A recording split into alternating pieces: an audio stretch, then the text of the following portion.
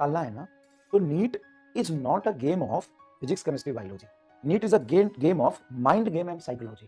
तुमको वहां पे ना टाइम मैनेजमेंट, प्रेशर और स्किल, ये सब तुमको यूज करना होगा। तुमको कितना फिजिक्स आता है या कितना बायोलॉजी आता है उससे नीट नहीं निकलता। तुमको फिजिक्स और बायोलॉजी से कंसेप्ट यूज करके एग्जाम में कौन से सवाल करने चाहिए वो करना आता है तो नीट निकलेगा,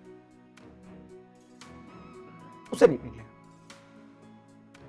पेपर जब आएगा ना तुम्हारे सामने, तो तुमको खेलना आना चाहिए, 3 घंटा में अपना बेस्ट देना आना चाहिए। तुमको 40 से 45 मिनट में पूरी बायोलॉजी करनी पड़ेगी, तभी तुम्हारा सिलेक्शन होगा। मान लो फिजिक्स इजी है या टफ है, इस बात से कोई फर्क नहीं पड़ता है जब तक आप बायो को 45 से 55 मिनट में नहीं करोगे मैक्सिमम। अगर आप बायोलॉजी में, अगर मान लो, मैं एक एग्जांपल बता रहा हूं, मैं कुछ नहीं बोल रहा, एग्जांपल बता दूं, थोड़ा सा मॉडरेट और अच्छे लेवल का बायोलॉजी अगर आ गया तो ऑटोमेटिकली उसमें आपको 1-1.25 घंटा लग गया। अगर बायो में 1.25 घंटा लग गया, केमिस्ट्री में 1 घंटा लग गया, तो फिजिक्स में कितना बचेगा? फिजिक्स में बस आधा घंटा। हाँ, आधे घंटा ना, आधा घंटा 20 मिनट उधर भी दोगे। 3 घंटे में से 1.25 घंटा उधर चला गया, बायो में 1 घंटा, अगर 1.25 घंटा चला गया और केमिस्ट्री में 1 घंटा चला गया, तो 2.25 घंटे और 15 मिनट वहां चला गया तुम्हारा ओएमआर भरने में, तो आधा घंटा फिजिक्स में बचे। अब चाहे वो कितना भी आसान फिजिक्स हो, तुमको टफ लगे, आधे घंटे में करोगे कैसे फिजिक्स में? 40 क्वेश्चन को करोगे कब? तो देखो, सिर्फ फिजिक्स के क्वेश्चन टफ है या आसान है, इससे फिजिक्स डिसाइड नहीं होता कि फिजिक्स टफ है कि इजी है। इस बात से भी तो डिसाइड होता है ना कि बेटा बायो तुम कितने जल्दी निपटा के तुम फिजिक्स पे पहुंच जाओ।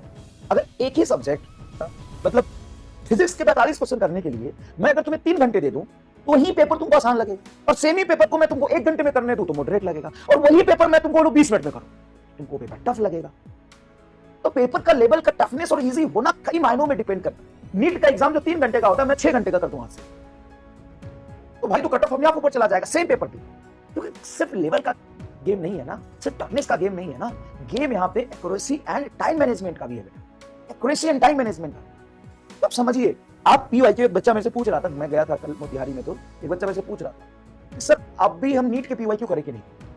तुम क्या करोगे, जे एडवांस के पीवाईक्यू करोगे क्या? सबसे पहले ही नीट का पीवाईक्यू करना है, सबसे पहले। अभी भी 30 से 40% क्वेश्चन नीट 2025 में भी, नीट 24 में भी, 23 में भी नीट पीवाईक्यू जैसे ही आएंगे।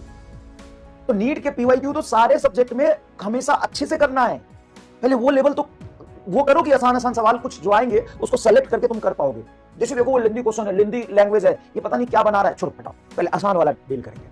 और तुम करते जाओगे ना, तो 20 में से तुम 5 ही क्वेश्चन करो, चलेगा। क्या पता अगला 5 क्वेश्चन डायरेक्ट तुम इजी वाला हो। इजी वाला टफ वाला कहां होता है किसी को पता नहीं है। हो सकता है पेपर में पहले ही सवाल तुम्हारा सबसे टफ हो, दूसरा ही सबसे टफ हो, तो तुमको बनना है बायो किंग। समझ रहा है, मैं बायो किंग। तो जब अगर तुम बायोलॉजी को 40 मिनट में नहीं कर पाते हो तो तुमको फिजिक्स टफ लगेगा, अगर बायोलॉजी को 40 मिनट में कर पाते हो तो तुमको फिजिक्स इजी लगेगा। टाइम का गेम है, टाइम का गेम है गुरु, समझ रहा है। चलो आगे करते हैं।